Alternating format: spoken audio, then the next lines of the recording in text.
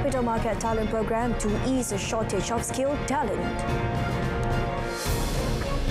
Ministries should actively work with industry players to empower TVET.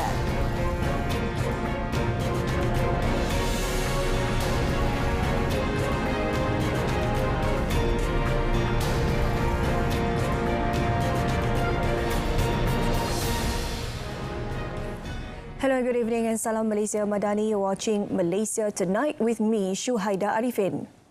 The Malaysian Anti-Corruption Commission MACC must always carry out its duties and responsibilities independently and impartially, including in investigations involving political figures and former national leaders. Prime Minister Datuk Seri Anwar Ibrahim said this aligns with the role of the MACC in carrying out its task based on the principles of justice and the rule of law. Kalau nyata dari segi siasatan ada kes-kes yang dianggap berprofil tinggi dan punyai alasan yang cukup kukuh untuk mendakwa, itu tugas SPRM dan Jabatan Peguam Negara, dan sepatutnya masyarakat termasuk ahli-ahli Dewan Negara memberi sokongan yang padu untuk membersihkan negara daripada penyakit rasuah yang menular.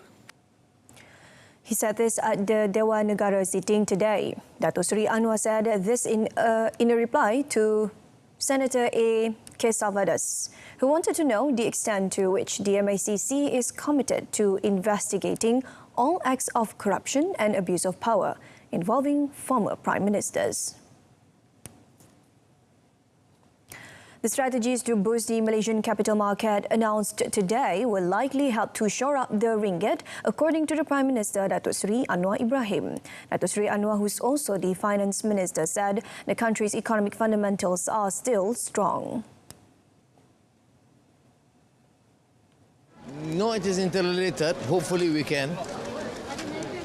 What is important, the fundamentals are strong. Very, very important. Datuk Seri Anwar said this to reporters after the launch of the flagship Capital Market Talent Program, CMTP, for graduates today. He said this when asked on whether the announcement would help to strengthen the local currency. Meanwhile, Datuk Seri Anwar said the CMTP aims at enhancing graduate employability and ensuring a sustainable talent pipeline to ease the shortage of skilled talent in the capital market.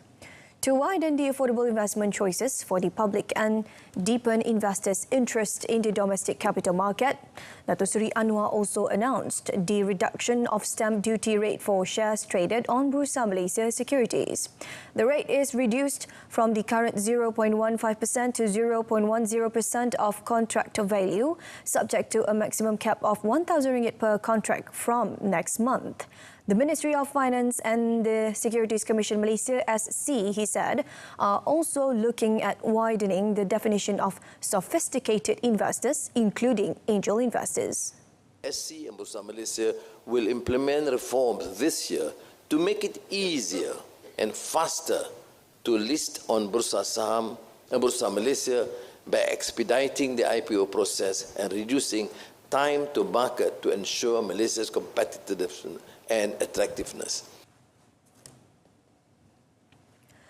On another note, Datuk Seri Anwar has urged companies to consider giving a reasonable sum of allowance to interns to help cover their daily expenses. However, he said the government would not set any fixed rates of payment because industrial training was not compulsory. Alhamdulillah, nahmaduhu wa nusalli badan. Jadi kerajaan tidak akan tetapkan satu kaedah yang jelas kerana ini program internship yang tidak boleh dipaksa, ya, dan lebih banyak syarikat ambil interns, lebih baik untuk anak-anak itu. He said this at a ceremony to launch the Capital Market Graduate Program CMGP of the Securities Commission Malaysia (SC) in the nation's capital today. Also present was Higher Education Minister Datuk Seri Muhammad Khalid Nordin. On CMGP, the Prime Minister said it is a platform providing a training for 9,000 prospective graduates to get work exposure in the capital markets, with 600 of them guaranteed jobs at the end of the 3-year program. He said CMGP is in line with the Madani aspiration as it provides opportunities for enhancing skills and knowledge in the capital markets among young graduates. In announcing the launch of CMGP's new name, which will be known as Invested, the Prime Minister said a highly skilled and knowledgeable workforce, especially in the capital market, is essential for a sustainable economy. Malaysia's listing on a Tier 2 watch list of the United States Department's Annual Trafficking in Person (TIP) report 2023 has a positive impact on the country's trade sector and counters negative perceptions related to the issue of forced labour in the country. Deputy Prime Minister Datuk Seri Fadilah Yusof said it reflected the cooperation and efforts of all parties in ensuring that Malaysia implements good practices to tackle issues of human trafficking, migrant smuggling, forced labour as well as the implementation of enforcement. The Minister of Plantation and Commodities said to ensure that allegations regarding labour issues are resolved bilaterally, Malaysia is establishing cooperation and engagement sessions, especially with the United States.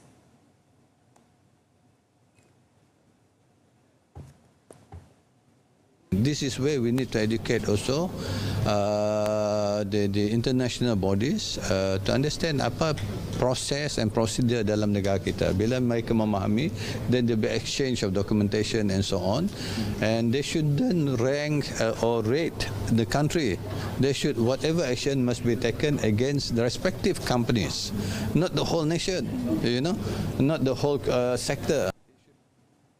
He said this to reporters after attending the dialogue session on energy use in agri-commodity in Kuching today. According to him, in 2021 and 2022, Malaysia was in the Tier 3 watch list of the assessment of the report, covering aspects of prevention, prosecution and protection of workers in relation to labour matters. On 16th June, Home Affairs Minister Datuk Seri Saifuddin Nasution Ismail, when announcing the TIP report, said the government would increase efforts in prosecuting and convicting civil servants found involved in human trafficking or forced labour activities. He said that the matter was a priority for the government as it was part of the 15 recommended improvements submitted in the TIP report. The Ministry of Health (MOH) will enhance existing measures to address the issues of stress and mental health, specifically among healthcare workers. Its Minister Dr. Zaliha Mustafa said she is concerned about the matter and hopes that the involved personnel will receive the provided assistance. Kita dalam siasatan lah kes tersebut. Apapun saya amat terkesan juga dengan perkara-perkara macam ni, tetapi kita mengambil beratlah isu-isu khususnya isu-isu mental health di kalangan petugas dan kita akan mengambil langkah-langkah lah dan mendekatkan lagi dan saya minta supaya mana-mana sahaja petugas kita yang ada masalah dari sudut emosi, dari sudut tekanan dan sebagainya, kita ada ruang, kita ada tempat untuk kita melakukan konsultasi dan sebagainya. Ambil peluang itu dan saya haraplah kita semua khususnya petugas-petugas kesihatan menjaga diri dan harapnya lah perkara-perkara ini tidak terus berulang lah. Tapi apa pun kita akan lakukan siasatan dengan lebih terperinci tentang hal ini. She was commenting on the recent sudden deaths involving 2 healthcare workers in Klang. The police did not rule out the possibility of a case involving a 4-month pregnant female doctor who was found hanging by the noose at her residence due to emotional stress. Furthermore, the minister emphasised that mental health issues are part of non-communicable disease (NCD) and have been prioritised in the second part of the health white paper. Various measures have been taken, such as counselling sessions and the National Mental Health Crisis Line or HEAL line 15555.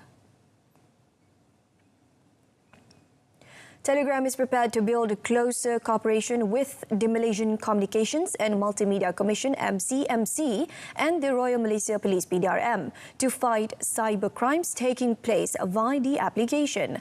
According to Communications and Digital Minister Fahmi Fazil, the commitment was pledged after Telegram had a meeting with him at PDRM headquarters in Bukit Aman earlier today.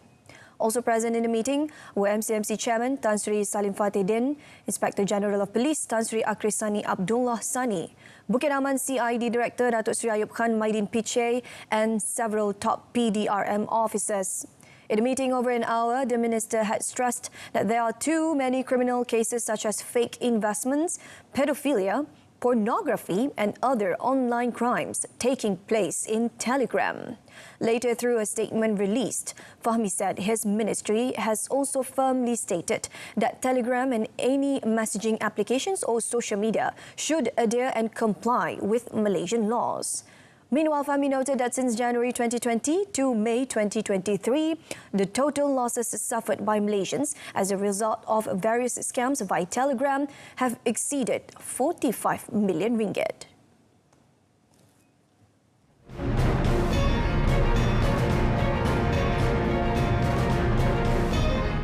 Coming up next, RMK12 approves a budget to restore dilapidated schools.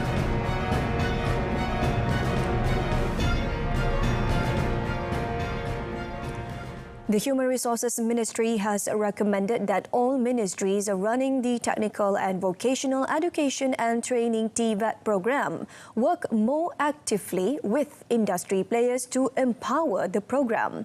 Its Minister V. Sivakumar said the matter is one of the issues he will bring up in the National TVET Council MTVET meeting, which will be chaired by the Deputy Prime Minister Datuk Seri Dr. Ahmad Zahid Hamidi at the end of this month.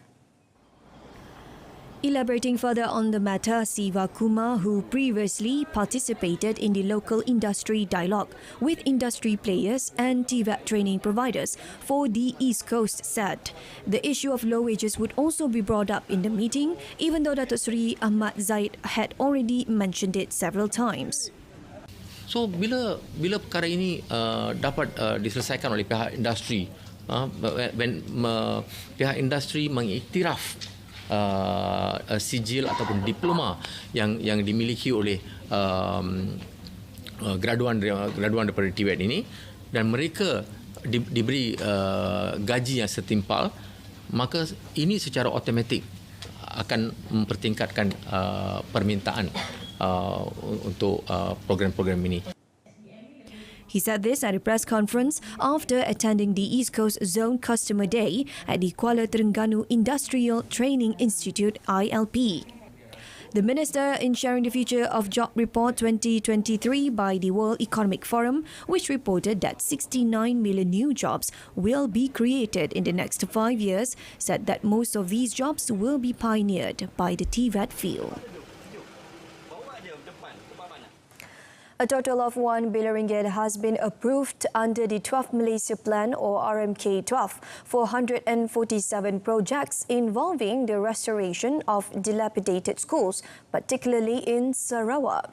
According to Deputy Minister of Education Lim Hui Ying, the ministry is always proactive and prioritises efforts in addressing dilapidated schools throughout the country.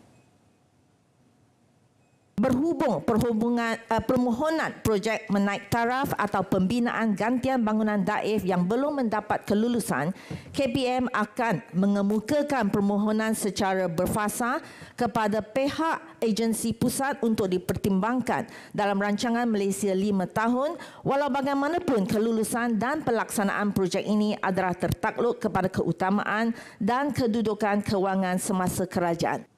He said this during the question and answer session at the Dewan Negara in Parliament. Until April of last year, 351 schools were identified to have dilapidated buildings.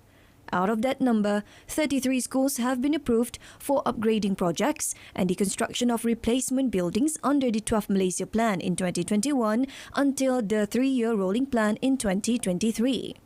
Furthermore, a total of 381 projects for the redevelopment of dilapidated schools have been approved. And out of that number, 223 projects have been completed from 2016 until now.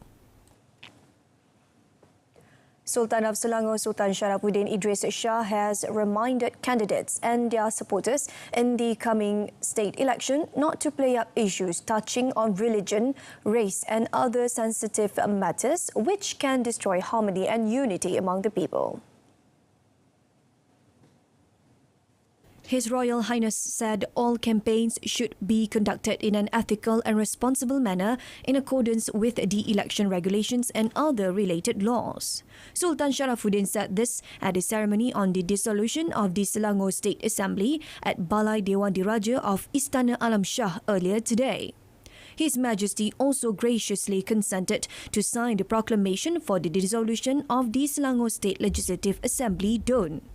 His Majesty also announced that he will undergo medical treatment and surgery on 28th July in London and is expected to return to the country on 15th August. The Sultan explained that the ceremony was brought forward to today because His Royal Highness and Tengku Permaisuri of Selangor, Tengku Permaisuri Nur Ashikin, would be leaving tomorrow to perform the Hajj and are expected to return on 4th July. The Malaysian aviation sector has shown a rapid recovery in the first quarter of this year. The total air traffic for that period increased by 123.6% year-on-year. Commenting further on the matter, Mavcom said the increment involved an addition of 19.4 million passengers. The aviation sector, through its 14 biennial industry report, also stated that international passenger traffic increased by an average of 80.9% quarter-on-quarter. This follows the full reopening of international borders. Air passengers traffic is expected to grow between 40% and 52%, reaching between 74.6 million and 80.8 million passengers this year.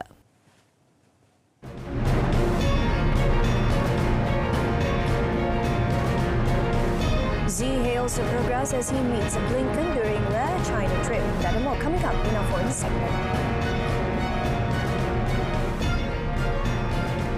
Indonesia and Elon Musk rocket company SpaceX today launched the country's largest telecommunications satellite from the United States in a $540 million project intended to link up remote corners of the archipelago to the internet. The 4.5-ton satellite of the Republic of Indonesia, Satria-1, was built by the Thales Alenia Space and deployed into orbit from Florida yesterday by SpaceX's Falcon 9 rocket, which then returned to the offshore site in a precision landing. The Indonesian government said the satellite will occupy the orbital slot above Indonesia's eastern Papua region, and it has a throughput capacity of 150 gigabytes per second and will provide internet access to 50,000 public service points. Roughly two-thirds of Indonesia's 280 million population already use the internet, but connectivity is limited in far-flung, underdeveloped eastern islands of the Southeast Asian country. North Korea's ruling party slammed a recent failed satellite launch in a high-level meeting, bitterly criticizing the officials responsible. North Korea attempted to put its first military spy satellite into orbit on 31st May, but the projectile, its payload, crashed into the sea shortly after the launch due to what Pyongyang said it was a rocket failure. The committee reiterated a pledge to soon successfully launch its spy satellite, which Pyongyang has previously said it needs in order to counterbalance the growing US military presence in the region. The 31st May launch was denounced by the United States, South Korea and Japan, which said it violated United Nations resolutions barring from nuclear-armed country from any tests using ballistic missile technology. Analysts have said there's significant technological overlap between the development of intercontinental ballistic missiles and space launch capabilities. Along with the attempted satellite launch, North Korea has conducted multiple sanctions defying launches this year, including test firing its most powerful intercontinental ballistic missiles. Relations between North and South Korea are at one of their lowest points, with diplomacy stalled and North Korean leader Kim Jong-un called for increased weapons development, including of tactical nuclear weapons. Chinese President Xi Jinping told top U.S. diplomat Antony Blinken today that he hoped his visit would make a positive contribution to improving ties between Beijing and Washington. State broadcaster CGTN quoted Xi as having told the U.S. Secretary of State that state-to-state interactions should always be based on mutual respect and sincerity. Elaborating further, the Chinese premier said he hoped that Secretary Blinken, through the visit, could make a positive contribution to stabilizing China-US relations. Blinken has previously met with Wang Yi, director of the Office of the Foreign Affairs Commission of the Communist Party of China (CPC) Central Committee, and held talks with Chinese State Councillor and Foreign Minister Qin Gang during his visit. She described the two sides' discussions are candid and in-depth. Earlier, both countries agreed to expand dialogue to try to bring relations back from historic lows, as Blinken held what officials called candid talks on soaring tensions during a rare trip to Beijing. The Biden administration has gone further than Trump's administration in some areas, notably with semiconductor sanctions, but has remained open to cooperation in limited areas such as climate. Experts say China sees more predictability with Biden than with Trump, who is running for re-election next year. Jailed opposition leader Alexei Navalny appeared before a Russian court to defend himself against new charges of extremism that could extend his prison term by decades. An entry in the court record last month showed the new charges relate to 6 different articles of the Russian Criminal Code, including inciting and financing extremist activity and creating an extremist organization. Russia has outlawed Navalny's campaign organization as part of a crackdown on dissent that started well before the conflict in Ukraine and has intensified in the nearly 16 months since it started. Navalny, 46, earned admiration from the desperate opposition for voluntarily returning to Russia in 2021 from Germany, where he had been treated for what Western laboratory tests showed was an attempt to poison him with a Soviet-era nerve agent. The Kremlin denied trying to kill him and said there was no evidence he had been poisoned with such a toxin. In April, investigators formally linked Navalny supporters to the murder of Vladlen Tatarsky, a popular military blogger and supporter of Russia's military campaign in Ukraine, who was killed by a bomb in St. Petersburg. Russia's National Anti-Terrorism Committee (NAC) said Ukrainian intelligence had organized the bombing with help from Navalny's supporters. Navalny allies denied any connection to the killing, while Ukrainian attributed it to domestic terrorism.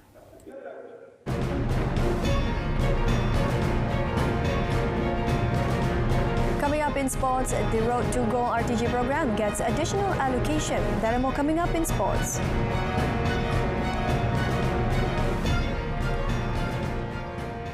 A sum of 6.9 million ringgit has been approved to meet the needs of athletes under the Road to Goal program, RTG.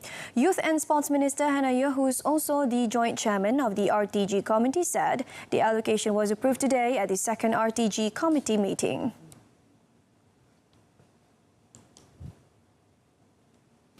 For now, for this batch of athletes, dana mencukupi, tetapi oleh kerana proses kelayakan masih sedang berjalan, kalau ada penambahan atlet yang akan masuk, dana itu juga akan bertambah, permintaan itu juga akan bertambah. Hannah said the meeting also approved a special RTG allowance of 3,000 ringgit a month for each athlete under the program, which was established as preparation for athletes for the 2024 Paris Olympics. In another development, RTG coordinator Datuk Stuart Ramalingam said the committee agreed to meet all requests made by national track cycling champion Datuk Azizul Hasni Hawang.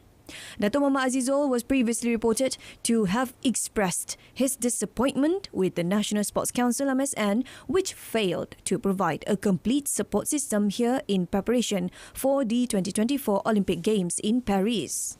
The 2017 Keirin Track Cycling World Champion said a series of discussions were held with MSN in the year before he returned home from a training base in Melbourne, Australia, but so far no solution has been found. On another note, Hannah said that the term golden boy or golden girl does not exist in the Road to Gold program that has been set up to help win country's first Olympic gold medal in Paris next year. She stressed that all athletes under the program would receive the same treatment as their mission is to deliver the first gold medal at the prestigious Quadrennial Games. The minister also said that the National Sports Institute or NSI's services are also provided to everyone to ensure they all have a chance to succeed, she told reporters after the RTG meeting here today. Hannah said this when asked about the RTG committee's decision to retain men's single professional shuttler Lee Zijia in the program, although he's no longer ranked among the world's top 10 after some lackluster performances of late. Zijia recently decided to take a temporary break from competitions to regain his motivation after a dip in his performance. RTG coordinator Datuk Sut Ramalingam said the decision to retain the world number 11 shuttler was made after taking into consideration the Olympic qualifying points and technical recommendations based on the Road to Paris ranking. Meanwhile, Stuart also confirmed that the national men's hockey team are the latest to be included in the RTG program as they prepare for the 2023 Asian Games in September. World number 138 Malaysia are on a mission to extend their winning run when they entertain world number 159 Papua New Guinea in a Tier 1 international friendly at the Sultan Bizan Zainal Abidin Stadium in Kuala Nerus tomorrow. A win over the visitors will be the Harimau Malaya squad's fourth straight win in friendly matches, having defeated Turkmenistan 1-0, Hong Kong 2-0 in March, as well as trouncing the Solomon Island 4-1 last week. Although Papua New Guinea managed to hold Singapore a 2-2 draw in a friendly last Friday, national head coach Kim Pan-gon should not be too concerned. This is because a depleted Malaysian side managed to trounce Singapore 4-1 in a group match of the ASEAN Football Federation AFF Cup 2022 in January. And now, having disposed of the Solomon Island 4-1, South Korean Pan-gon is eyeing the possibility of an even bigger win. His hunger for a bigger win is evident from the fact that he felt that his men could have scored more goals against the Solomon Islands, and in fact, he has warned his men to stay focused and not make too many mistakes against Papua New Guinea tomorrow. This has put his players on a high alert as they hope to do their best to win a spot in Pan-gon's squad for the 2023 Asian Cup finals in Qatar next January. Malaysia are likely to move up 4 spots to number 134 in the world ranking after the demolition of the Solomon Island. All right, that wraps up Malaysia Tonight. A reminder of our top story, Capital Market Talent Program to ease a shortage of skilled talent. I'm Shuhaida Arifin, Malaysia Madani, tekad perpaduan penuhi harapan. Have a pleasant evening.